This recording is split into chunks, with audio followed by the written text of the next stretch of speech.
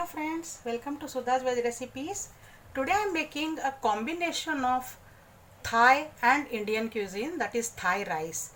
So if you are a rice lover, you will surely like this recipe infused with flavors of Thai. So let's get started. First I am making a paste for which I have taken these ingredients: about 1 tablespoon of finely chopped onions, about 8 to 10 garlic cloves, few very hot red chilies. Actually we require Thai's bird eye chilies, but then we don't have that, so I'm using these dried ones.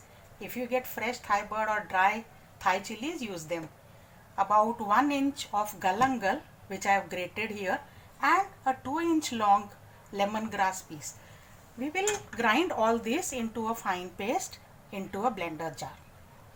So our paste is ready. Let's heat a pan and add about 1 tablespoon of oil to this. Use any non-flavored oil. Once the oil is hot, let's add the vegetables. I have taken about half a cup of chopped green capsicum, half a cup of red capsicum, and half a cup of yellow capsicum. Also I have taken some more whole red chilies to add extra spiciness to the dish.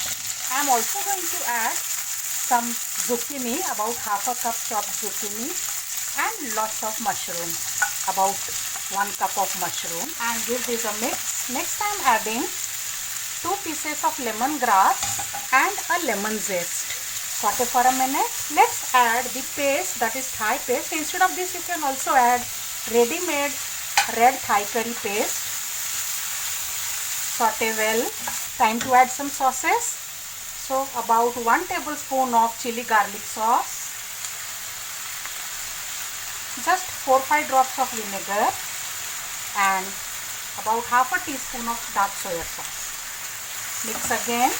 I had soaked about 1 cup of rice, any long grain rice, for 30 minutes. So now I am adding that. Give this nice mix. Let this cook on high flame for 1 minute with lid on. Let's check. The rice has soaked the juices which is released by vegetables. So now I'm adding about 1 tetra pack of coconut milk. This is 200 ml sachet, so I'm adding this full, and 1 cup of water. Also I have to add salt to taste. Some salt we had added, so keep quantity of salt in absolute check. Nice mix and let it cook. Time to rest. Let's check the rice. It's almost done. So we'll keep for 1 more minute on low flame now. The aroma is so good. We'll check. The rice is done now. Let's turn off the flame and plate the rice. So our Thai rice is ready. If you are a fan of Thai food, so this will give you the taste of Thai curry mixed with rice. Do try this. Share your experience in comment section below, and I will upload more such recipes soon. So stay tuned. Bye bye.